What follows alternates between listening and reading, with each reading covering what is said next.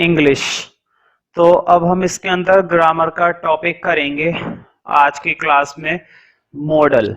जैसा कि तुमने पहले से सुना होगा मॉडल के बारे में, प्रीवियस क्लासेस में जरूर तुमने मॉडल के बारे में सुना होगा। देखो, मॉडल कराने का जो मेरा भी तरीका रहेगा वो तरीका हिंदी से ही रहेगा। हम मॉडल को हिंदी की हेल्प से समझेंगे और फिर उसको धीरे धीरे इंग्लिश में करेंगे। हिंदी से करने का तरीका बहुत अच्छा तरीका है। पहली बात तो ये काफी सारी बातें समझ में आ जाती हैं, और मॉडल कोई एक तो होता नहीं है, मॉडल कई सारे होते हैं। तो देखो, जो मॉडल होते हैं जैसे कि तुमने सुना होगा can, could, must, should, ought to, has to, will, shall, has to, have to, ये सारे क्या होते हैं? मॉडल। मॉडल को एक दूसरा नाम भी दिया जाता है हेल्पिंग वर्ब। मॉडल को अक्सर क्या बोला जाता है? Helping verb. और ये हेल्पिंग वर्ब उनसे अलग होती हैं जैसे कि टेंसेस में मिलती हैं। टेंसेस में हमें जनरली कैसी वर्ब मिलती हैं? जैसे कि is, am, are, was verb, ठीक है, do, does, has, have, had, will, shall, will be, shall be. तो इस तरह की हेल्पिंग वर्ब हमें टेंसेस में मिलती हैं, तुमने पढ़ी होंगी। लेकिन मॉडल भी हेल्पिंग वर्ब भी होती है। अगर ये बिल्कुल ही टेंसेस की तरह होती तो हम इन्हें पढ़ते ही नहीं, कुछ तो फर्क होगा, ठीक है। तो थोड़ा थोड़ा करके देखेंगे। हेडिंग डाल सकते हो तुम, हेडिंग डाल दो मॉडल। कुछ लोग इनको स्टाइल में बोलते हैं मॉडल्स, तो जैसे मर्जी बोलो, रहेगा टॉपिक वही, मॉडल। तो एक एक करके पढ़ेंगे। पहले मैं तुम्हें तीन तरह के लिखवा रहा हूं। देखो, नंबर 1 के अंदर तीन इंक्लूड है। एक होता है हमारा हैज टू या फिर हैव टू। इन दोनों को एक ही कैटेगरी में रखा जाता है, हैज टू बोलो या फिर हैव टू बोलो, ठीक है।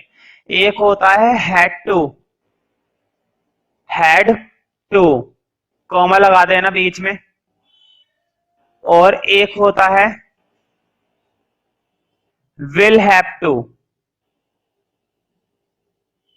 एक होता है हमारा विल हैव टू, मतलब has to, have to, had to, और एक होता है विल हैव टू। तो देखो, ये वाली जो फॉर्म है ये बेसिकली मॉडल की कौन सी फॉर्म कहलाती है? प्रेजेंट। और ये मॉडल की कौन सी फॉर्म कहलाती है? पास्ट। और ये मॉडल की कौन सी फॉर्म होती है? फ्यूचर। जैसा कि तुम्हें इनके साथ दिखाई दे रहा होगा, यहाँ पर लगा हुआ है विल। देखो, वैसे तो विल हैव टू के अलावा शैल हैव टू भी होता है। जैसे हमारा विल हैव टू है वैसे शैल हैव टू भी होता है, लेकिन विल हैव टू ही पढ़ना है, शैल हैव टू बहुत ही कम लगाते हैं, ना के बराबर। जब नेगेटिव टेंस होता है, खैर उसकी बात बाद में करेंगे।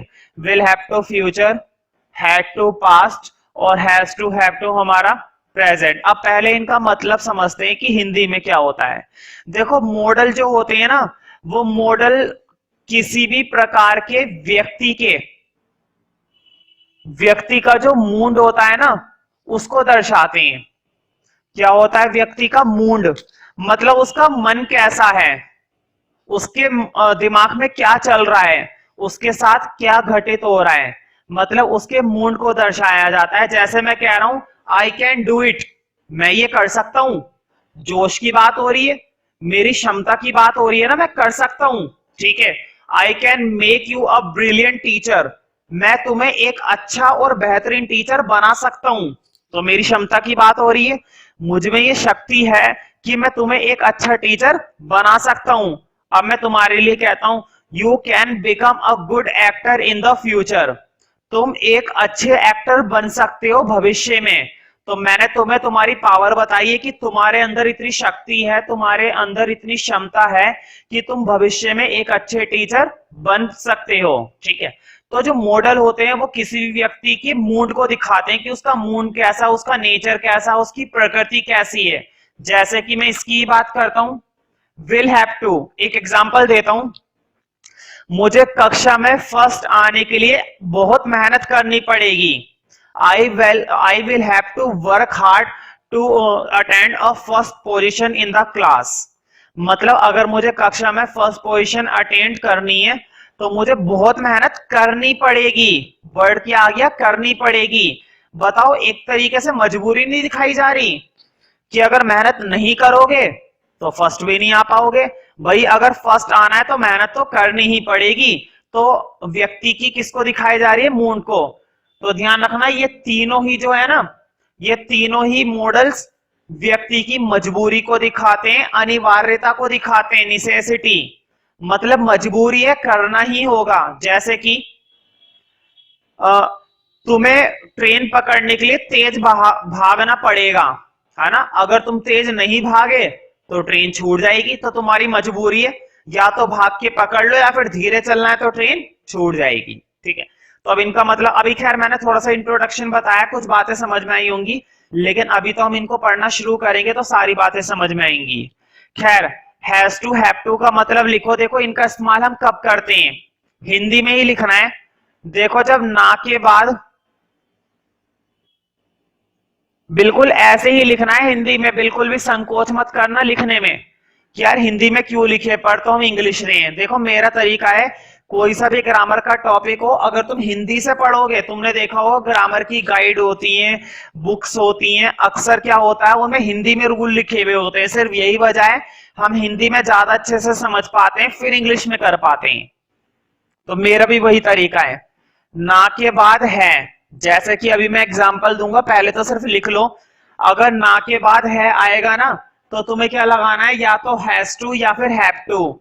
अब कब हैज टू लगाना है और कब हैव टू लगाना है वो मैं बता दूंगा। वैसे ध्यान रखना, हैज टू लगाया जाता है जब सिंगुलर होता है, और हैव टू लगाया जाता है जब प्लूरल होता है। ठीक है, अभी जब यूज करेंगे तब पता चलेगा। अगला देखते हैं। देखो ये तो तब लगाते हैं जब ना के बाद है होता है, लेकिन ये तब लगाते हैं जब ना के बाद था होता है, क्योंकि पास्ट है, इसलिए ना के बाद क्या होगा, था। उधर देखो, जब ये हो जाएगा पड़ेगा, या फिर ऐसे लिख लो, ना के बाद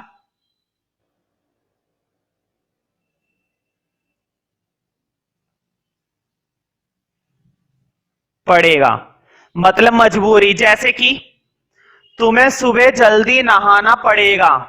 देखो, तुम्हें सुबह जल्दी नहाना पड़ेगा अगर हमारे साथ घूमने के लिए चलना है तो।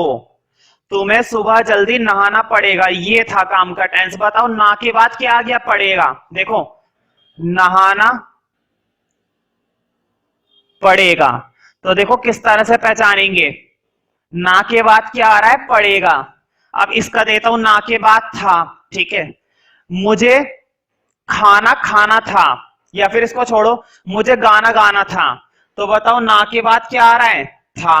अब एक और देखो, ना के बाद है, मुझे जल्दी घर जाना है। मुझे जल्दी घर जाना है, तो ना के बाद क्या आ गया, है।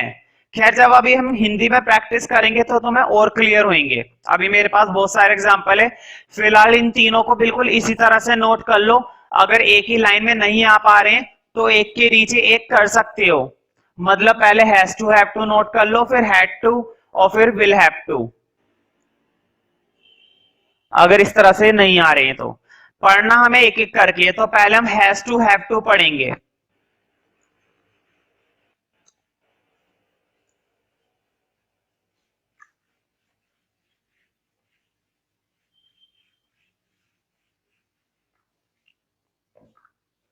जैसे कि मेरे पास कुछ एग्जाम्पल हैं, देखो।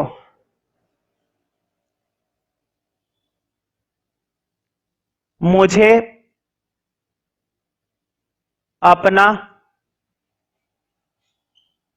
गृह कार्य समझते हो ना, जो तुम लोग कभी नहीं करते हो, मतलब कि होमवर्क। मुझे अपना गृह कार्य 4 बजे तक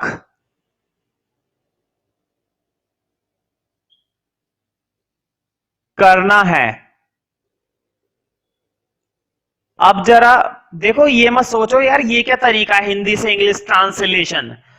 जितनी ज्यादा प्रैक्टिस करोगे ट्रांसलेशन की, उतनी ज्यादा तुम्हें हेल्प मिलेगी स्टोरी राइटिंग में, उतनी ज्यादा हेल्प मिलेगी पैराग्राफ राइटिंग में, उतनी ज्यादा हेल्प मिलेगी क्वेश्चन आंसर लिखने में, उतनी ज्यादा हेल्प मिलेगी लेटर राइटिंग में। मतलब इंग्लिश तो इंप्रूव होगी ही होगी, जितना भी ग्रामर का पार्ट तुम हिंदी से इंग्लिश और इंग्लिश से हिंदी में कन्वर्ट करने की कोशिश करोगे, पूरा का पूरा ग्रामर का पार्ट ऐसे ही समझ में आ जाएगा जितना भी है।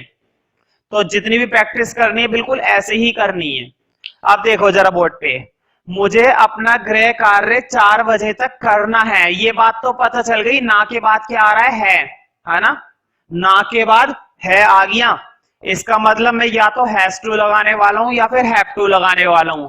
खैर वो तो बाद में लगाएंगे, पहले जरा एक चीज देखो, ऐसा नहीं लग रहा कि उस बंदे की मजबूरी है कुछ कि यार मुझे 4 बजे तक करना ही करना है, वरना अगले दिन डांट भी तो पड़ सकती है। तो एक तरीके से हमारी मजबूरी नहीं है। दूसरी चीज अनिवार्यता भी तो हो गई, निश्चितता हो गई कि यार मुझे करना ही पड़ेगा, अनिवार्य है मेरे लिए काम करना, क्योंकि हर किसी को 4 बजे तक अपना होमवर्क करना ही पड़ेगा। हो सकता है 5 बजे टीचर आके चेक करे ट्यूशन में, ठीक है, तो कुछ भी हो सकता है। तो ये उसकी अनिवार्यता भी हो गई, मतलब जरूरी है उसका ये काम करना। इसलिए मॉडल का नेचर पता चल रहा है, उसका मूड पता चल रहा है व्यक्ति का, उसके मूड से देखकर पता चल रहा है कि उसके लिए काम बहुत जरूरी है, उसके लिए ये काम एक मजबूरी है, वो इसे करेगा ही करेगा। अब जरा ट्राई करते हैं।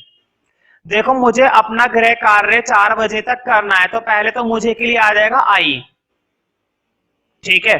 अब मुझे बताओ आई के साथ में हैज टू लगाऊं या हैव टू। ध्यान रखना आई दिखने में लगता है सिंगुलर, लेकिन प्रेजेंट के अंदर आई को क्या माना जाता है, प्लूरल। प्रेजेंट के अंदर हमेशा आई को क्या मानते हैं, प्लूरल। इसलिए आई के साथ में क्या लगाऊंगा, हैव टू।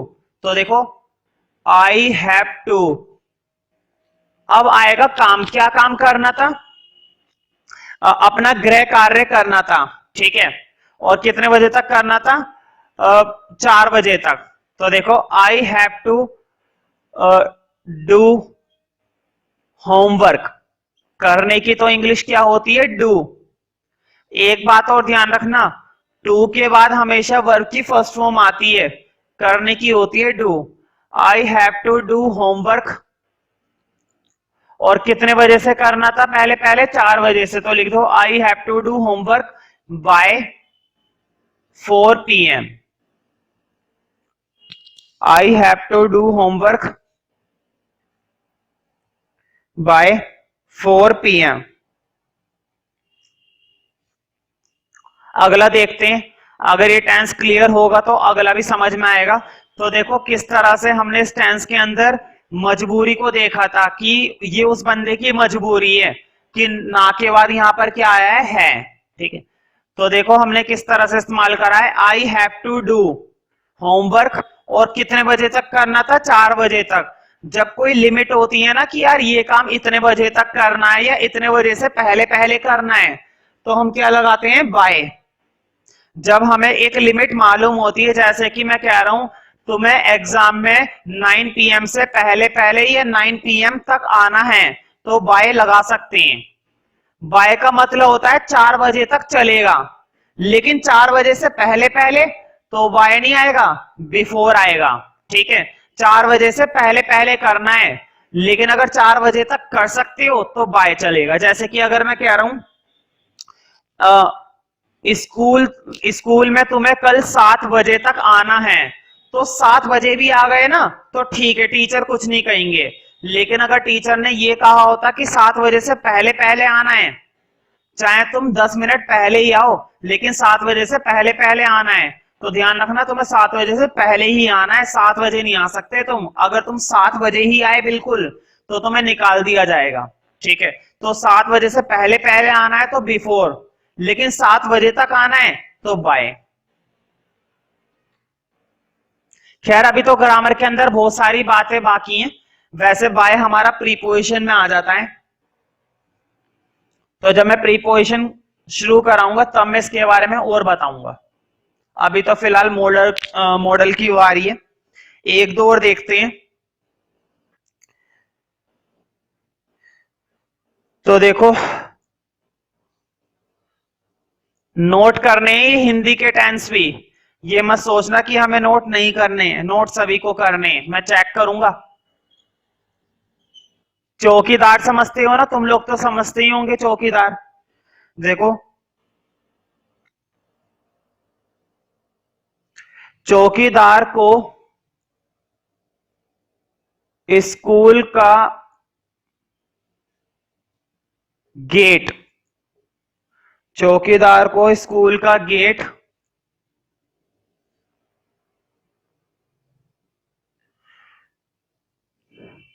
रोज 6 बजे खोलना है।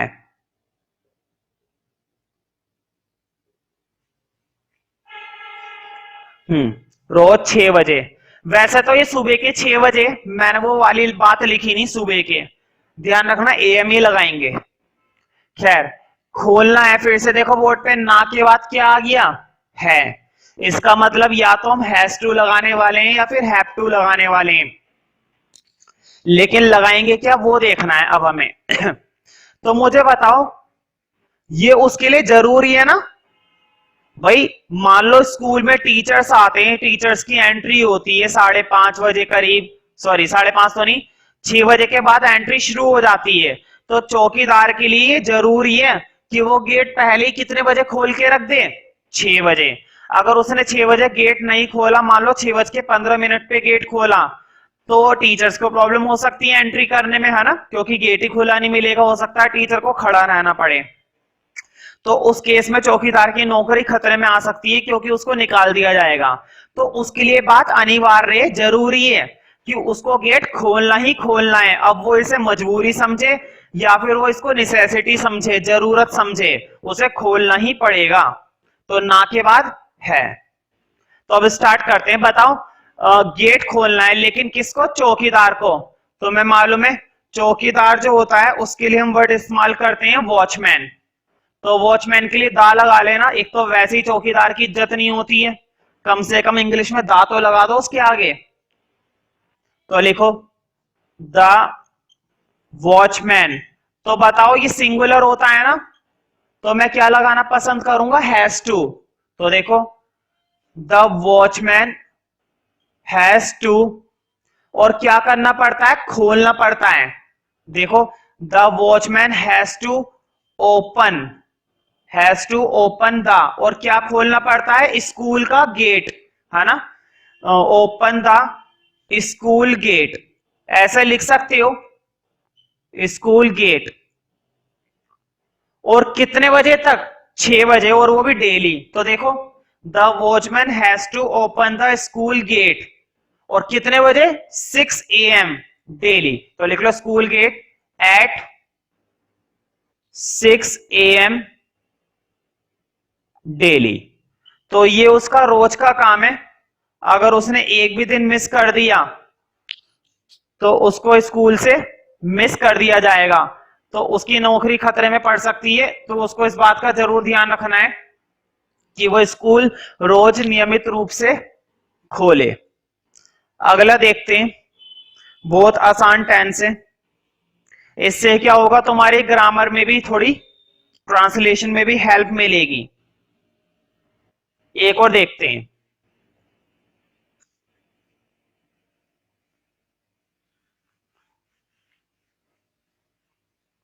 तो अभी सिर्फ कौन सा चल रहा है? हैज टू और हैव टू। देखो मरीज, मरीज समझते हो ना, पेशेंट, कैसे लिखते हैं इसको हिंदी में? ये रहा, मरीज को डॉक्टर से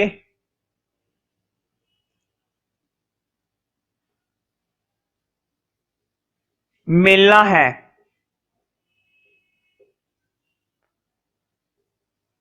तो बताओ मरीज क्यों मिलता है डॉक्टर से? भाई हो सकता है मरीज मरीज तभी तो है, वो उसको कुछ बीमारी होगी। बताओ अनिवार्य है ना उसका मिलना। उसका मिलना डॉक्टर से बहुत ही ज्यादा जरूरी है। अगर हो सकता है वो ना मिले डॉक्टर से, अगले दिन वो मर जाए मरीज, तो कुछ भी हो सकता है। वैसे भी डॉक्टर से मिलने की बात तो होती ही जरूरी है, नेसेसिटी होती है, ठीक है।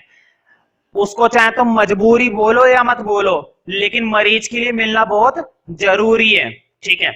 तो देखो फिर से हमें क्या मिल गया? ना के बाद है। Has to have to clear हो रहा है ना, ठीक, किस तरह से हम इसका इस्तेमाल करते हैं बार बार हैज। तो देखते हैं इसका क्या बनेगा। बताओ मरीज, मरीज के लिए क्या लगाएंगे? पेशेंट। तो लिखो द पेशेंट। बताओ मैं इसके लिए हैज टू लगाऊं या हैव टू? ध्यान रखना पेशेंट हमारा क्या होता है? सिंगुलर, तो हैज टू लगाया जाएगा। The patient has to. और क्या करना चाहता था? मिलना, उसे मिलना था, काम क्या हो रहा था? मिलने का। तो ध्यान रखना मिलने के लिए नॉर्मली हम क्या लगाते हैं? मीट। जब हम किसी से मुलाकात करते हैं या किसी से जाके बातचीत करते हैं, मिलते हैं, तो हम वर्ड क्या लगाते हैं? मीट। लेकिन ध्यान रखना जब हम डॉक्टर से मिलने जाते हैं ना, तो वर्ड मीट नहीं आता, हालांकि इसका मतलब ही मीट ही होता है। और डॉक्टर से मिलने पर अगर मीट लगा दिया तो काट दिया जाएगा। जो ग्रामर के रूल हैं वो हैं, ध्यान रखना है। जब डॉक्टर से मिलने की बात होती है तो वर्ड यूज करते हैं सी। अक्सर क्या होता है? सी का मतलब हर किसी को लगता है सी का मतलब तो देखना होता है, ठीक है। I want to see that movie, कि मैं ये मूवी देखना चाहता हूं। I want to see you soon in the future, मैं तुम्हें भविष्य में देखना चाहूंगा। तो सी का मतलब देखना, लेकिन ध्यान रखना सी का मतलब मिलना भी होता है, और डॉक्टर और पेशेंट के लिए अक्सर सी का ही इस्तेमाल किया जाता है। तो देखो द पेशेंट हैज टू सी, और किससे मिलना चाहता था? डॉक्टर से। तो सी के बाद टू लगाने की जरूरत नहीं है, सी का मतलब यही होता है मिलना किसी से। The patient has to see the doctor. अब देखो तुम्हें इसकी हिंदी लगेगी, मरीज डॉक्टर को, मरीज डॉक्टर को देखना है, नहीं, मरीज डॉक्टर से, मरीज को डॉक्टर से मिलना है, इसका मतलब ये होता है। तो एक दो और देखते हैं, फिर पास्ट की तरफ काम करेंगे थोड़ा सा।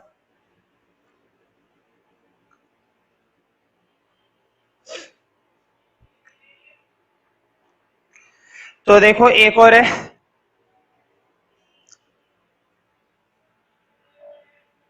सोहन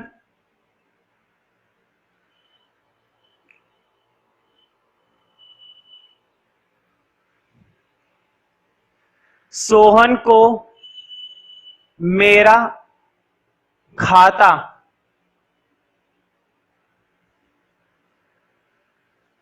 खाली करना है, खाली करना है। खाली का मतलब समझते हो सकता है सोहन को सारे पैसे निकालने को बोला गया हो कि अकाउंट खाली कर दो। कई बार अक्सर जरूरत पड़ जाती है घर पर सारे पैसे निकालने की, खैर वो छोड़ो, हमने तो टेंस दिया है, कोई समझाने की क्या बात है इसमें। तो देखो सोहन को मेरा खाता खाली करना है, हो सकता है सोहन को ऑर्डर दिया गया हो, है ना। और जब कोई हमें ऑर्डर देता है तो ऑर्डर देने वाला व्यक्ति हमसे बड़ा ही होता है, क्योंकि छोटे तो ऑर्डर देते नहीं है। और अगर ऑर्डर देते हैं तो फिर वो अलग सेंस हो जाती है कि छोटे हमें ऑर्डर दे रहे हैं, ठीक है। तो अक्सर जो ऑर्डर हमें मिलता है वो बड़ों से मिलता है, और अगर हमें कोई बड़ों से ऑर्डर मिल रहा है तो हमारे लिए ये मजबूरी और अनिवार्यता है ना कि हम उस ऑर्डर को पूरा करें। तो सोहन को हो सकता है ये ऑर्डर मिला हो और वो इस ऑर्डर को पूरा करेगा। तो देखो ना के बाद क्या आ रहा है? और ये काम कौन करने वाला है? सोहन। तो लिखो सोहन। तो बताओ सोहन के लिए हैज टू लगाऊंगा ना, क्योंकि सोहन हमारा सिंगुलर है। तो देखो सोहन हैज टू, और क्या करना चाहता है वो? खाली करना। खाली करने को क्या बोलते हैं? ये मत करना कि खाली करने को कंप्लीटली आउट वो कर देंगे, क्लियर वर्ड यूज करेंगे यहां पर, क्लियर, कि वो क्लियर करना चाहता है मेरा account. Sohan has to clear my account, वो मेरा अकाउंट, उसे मेरा अकाउंट खाली करना है। खाली करने का मतलब है सारे पैसे निकालने, क्लियर करना है अकाउंट बिल्कुल।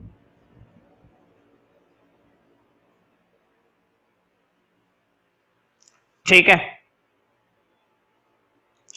अगला देखते हैं।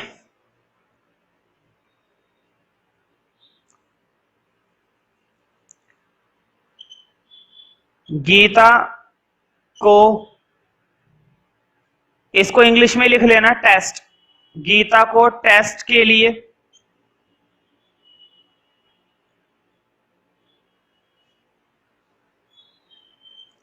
तैयारी करनी है।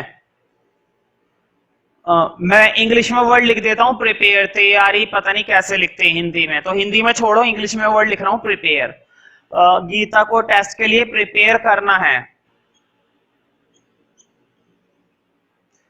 तो देखो टेस्ट के लिए अक्सर क्या होता है, एग्जाम वगैरह के लिए, टेस्ट के लिए, पेपर के लिए हम तैयारी करते हैं और करनी भी जरूरी है। अगर नहीं करोगे तो मार्क्स नहीं आएंगे, तो अनिवार्य है ना ये बात। और वैसे भी ना के बाद क्या लगा हुआ है, तो हिंदी में तो हम तुरंत पहचान पाते हैं। तो देखो गीता को टेस्ट के लिए प्रिपेयर करना है, कौन करना है, गीता को। तो देखो गीता हैज टू, क्योंकि ये भी सिंगुलर है, गीता हैज टू प्रिपेयर। और किसके लिए करनी है तैयारी, टेस्ट के लिए। Has to prepare for the test. समझ में आ रहे हैं ना। अब तुम्हें क्लियर हो गए होंगे कि हैज टू का इस्तेमाल हम किस तरह से कर रहे हैं और कैसे कर रहे हैं। तो अब अगले पर आ जाते हैं, जो कि पास्ट फॉर्म है हैड टू। और हैड टू का इस्तेमाल कब करते हैं, जब ना के बाद क्या होता है, था। जैसे कि मुझे अमेरिका जाना था, तो बताओ अमेरिका जाना था, जरूरी होगा, जरूर है ना, जरूरी होगा तभी जाना था, मजे में तो जाना नहीं था। तो पास्ट के हिसाब से मतलब हैड टू। तो तुम्हें अलग दिखाने के लिए अगर हेडिंग डालना चाहो तो डाल सकते हो हैड टू, ताकि तुम्हें पता चल जाए कि यहां से हैड टू वाले शुरू हुए। और ना के बाद क्या आएगा, था। तो इसका रूल बनता है ना प्लस था। जैसे कि एक एग्जांपल है मेरे पास,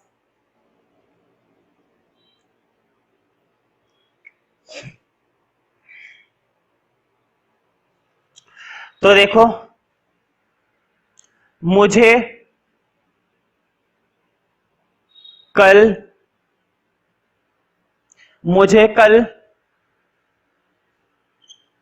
स्कूल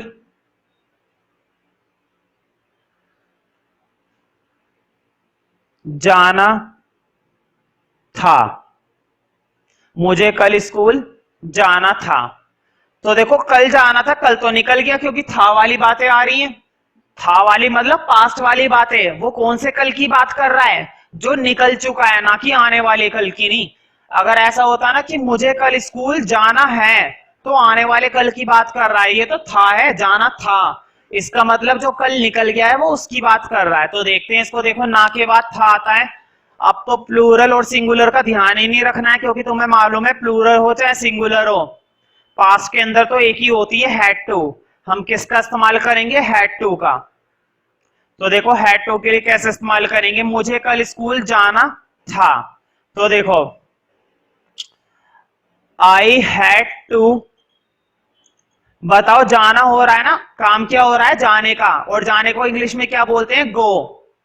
तो ध्यान रखना मॉडल में हमेशा फर्स्ट फॉर्म आती है, गो की गो ही आएगी, वेंट नहीं आएगी और गोन भी नहीं आएगी। आई हैड टू गो, और कहा जाना था, school. I had to go to school, दो बार टू आ सकता है, कोई दिक्कत नहीं है।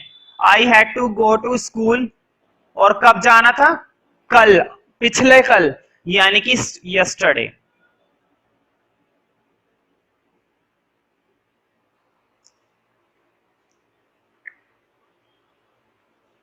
तो एक और देखते हैं, बहुत ही आसान है।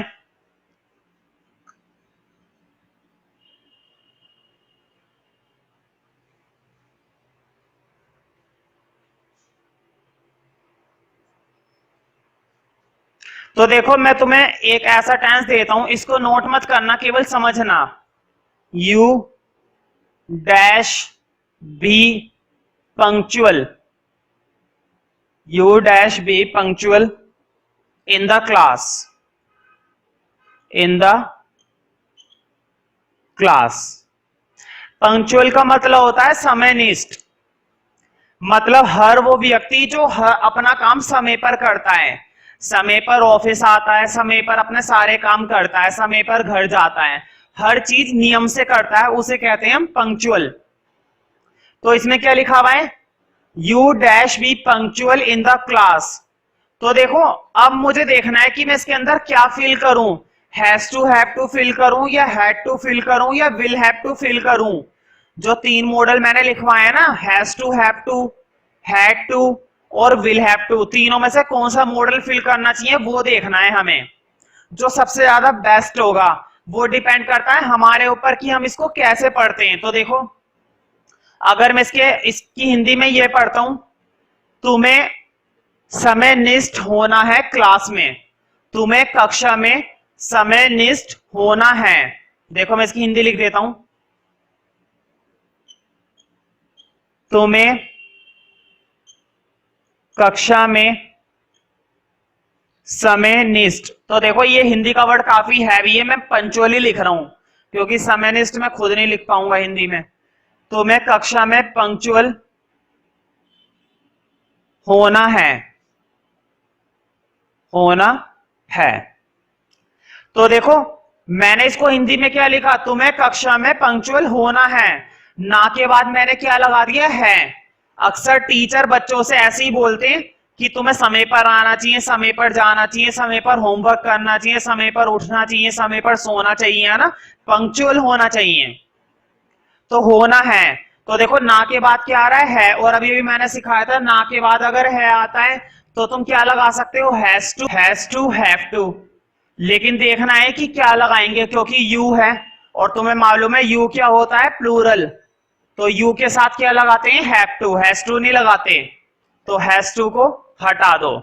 इसका मतलब अगर मैंने इसको हिंदी में लिखा, तुम्हें कक्षा में पंक्चुअल होना है, मतलब समय पर काम करना है, समयनिष्ठ बनना है, तुम्हें समयनिष्ठ बनना है। बी का मतलब होना भी होता है और बनना भी होता है, जरूरी नहीं है बी का मतलब होना ही हो, बी का मतलब बनना भी होता है।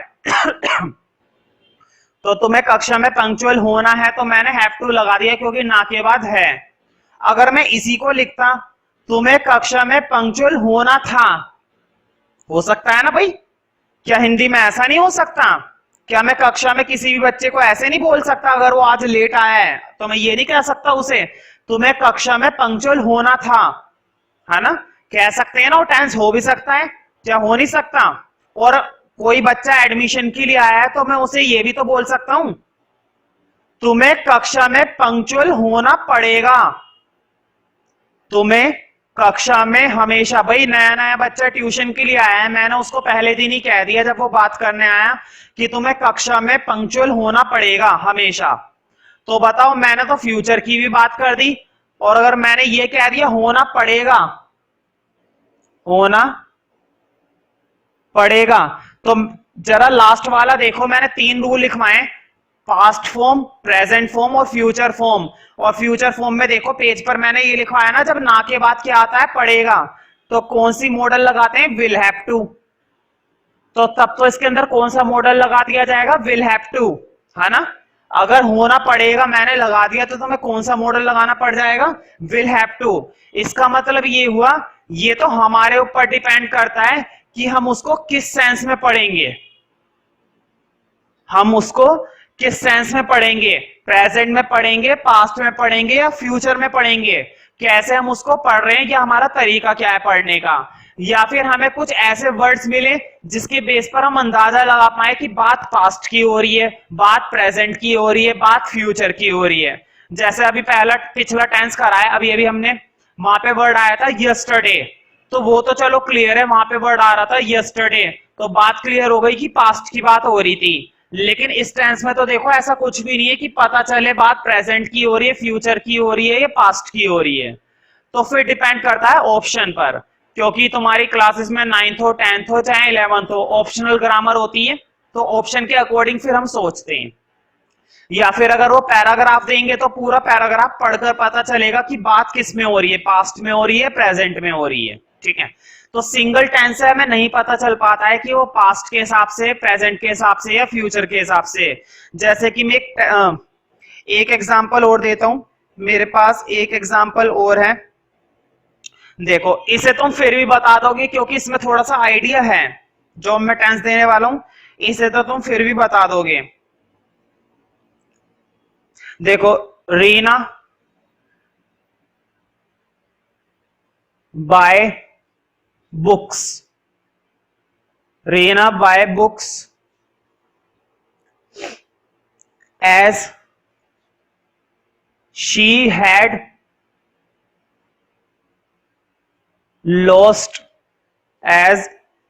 had lost all yesterday।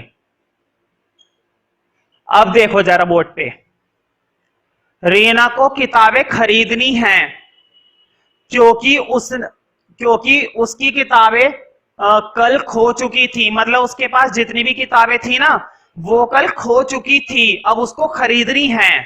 बताओ। अब देखो बात यहां पर यस्टरडे की हो रही है, लेकिन ये जो शुरू का टेंस है, अभी अभी मैंने क्या बोला था, उसको किताबें खरीदनी है। एज, क्योंकि शी हैड लॉस्ट ऑल, क्योंकि वह सारी किताबें खो चुकी है कल। तो बताओ बीते हुए कल की बात हो रही है ना, यस्टरडे आ गया, कल उसकी किताबें खो गई थी और अब वो और किताबें खरीदना चाहती है। अब देखो ये भी हमारे ऊपर डिपेंड करता है कि हम इसको किस सेंस में पढ़ेंगे। रीना बाय बुक्स, अगर मैं कहता हूं रीना को किताबें खरीदनी थी क्योंकि उसकी किताबें खो चुकी थी कल, तो देखो मैंने क्या बोल दिया, रीना को किताबें खरीदनी थी, खरीदनी थी। तो बताओ पास्ट की बात कर दी ना, तब तो यहां पर क्या आ जाएगा, हैड टू। और हो सकता है उसने अभी किताबें खरीदी ना हो, तो क्या बोला जाएगा, रीना को किताबें खरीदनी है, क्या पता वो अभी अभी खरीदने के लिए जा रही है, तो मैं क्या बोलूंगा, रीना को किताबें खरीदनी है क्योंकि उसकी सारी किताबें कल खो चुकी थी। तब क्या आ जाएगा यहां पर, हैज टू। लेकिन अगर वो एक दो दिन बाद खरीदना चाहती है तो मैं क्या बोलूंगा, रीना को किताबें खरीदनी पड़ेंगी क्योंकि उसकी सारी किताबें कल खो चुकी थी। जनरली क्या होता है, आगे का टेंस पास्ट है, तो जनरली हम पीछे का टेंस भी क्या बनाना पसंद करते हैं, पास्ट। इसलिए यहां पर सबसे बेस्ट क्या रहेगा, हैड टू।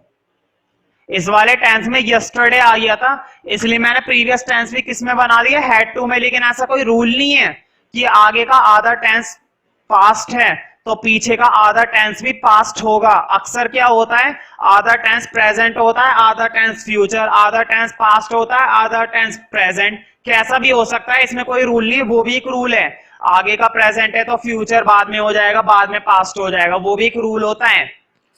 तो जरूरी नहीं है आगे का पास्ट है तो पीछे का भी पास्ट ही हो, ठीक है।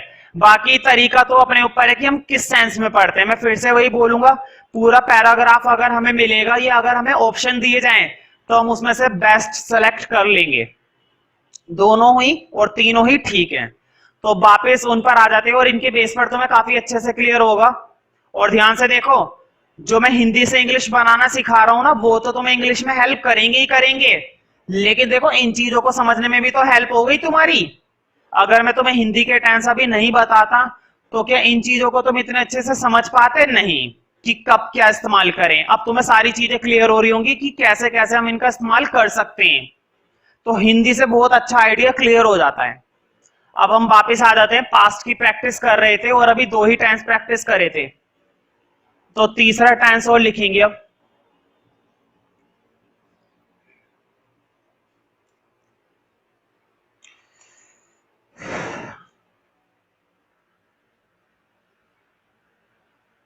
देखो, मुझे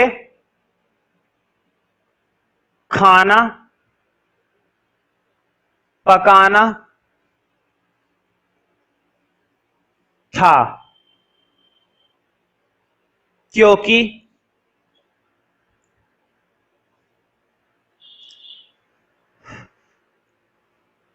ये मात्रा इधर तो नहीं आती, नहीं, क्योंकि मेरी मां बीमार थी। अब देखो इसमें तो बस हमने कंजक्शन लगा दी है, बिकॉज, इसको छोड़ो थोड़ी देर के लिए, इतना टेंस देखो, इतना टेंस, मुझे खाना पकाना था। बताओ खाना पकाना था, ना के बाद क्या आ रहा है, था। ये बात तो क्लियर हो गई कि हमें हैड टू लगाना है, लेकिन जरा देखो, उसकी मां बीमार थी, क्योंकि मेरी मां बीमार थी, ये उसकी मजबूरी हो गई ना, मां बीमार है इसलिए उसको खाना पकाना पड़ा। अब अगर मैं कह दूं, अगर मैं किसी से बात कर रहा हूं, मैं अपने दोस्त से बात कर रहा हूं, वो कह रहा है कि तू इतनी जल्दी घर क्यों जाना चाहता है, तो मैं उससे बोलूंगा कि मेरी मां बीमार है, मुझे खाना पकाना पड़ेगा, मुझे घर जाकर खाना पकाना पड़ेगा। तो बताओ ना के बाद क्या आ गया, पड़ेगा, तो ये भी मजबूरी है कि घर पे, लेकिन काम तो करने वाला है ना वो, फ्यूचर में करेगा। और यहाँ पर तो अभी वो करने वाला था, ठीक है, मुझे खाना पकाना था, है ना। तो अब इसे लिखते हैं। तो देखो मुझे खाना पकाना था, काम किसे करना है, मुझे, आई। और तुम्हें मालूम है यहाँ पर तो एक ही वर्ब होती है, हैड टू। तो लिखो आई हैड टू, और पकाने की क्या होती है, cook. I had to cook food. और क्यों पकाना था, अब आगे का टेंस है, तुम्हें मालूम है क्योंकि की इंग्लिश क्या होती है। देखो वैसे तो बिकॉज लगा सकते हैं यहाँ पर, लेकिन यहाँ पर अगर एज लगाओ तो ज्यादा अच्छा रहेगा। ऐसा कुछ नहीं कि एज नहीं लगाओगे बिकॉज लगा दोगे तो कट जाएगा, बिकॉज नहीं लगाओगे एज लगा दोगे तो कट जाएगा, दोनों ही ठीक है, कुछ भी लगा सकते हो। तो देखो I had to cook food as, क्यों, क्योंकि मेरी मां बीमार थी। लिखो एज माई मदर। तो बताओ थी की इंग्लिश क्या आएगी, was. As my mother was, बीमार की क्या इंग्लिश होती है, ill. As my mother was illed, ठीक है, इल ही लिख दो, बस इल्ड रहने दो, बीमार थी। या फिर हम कह सकते हैं कि वो उतनी अच्छी पोजीशन में नहीं थी कि वो खाना पका सके। तो इस तरह से हम इसकी कुछ प्रैक्टिस कर सकते हैं, जिसके बेस पर हम थोड़ी सी और काम करेंगे मॉडल के अंदर, ठीक है।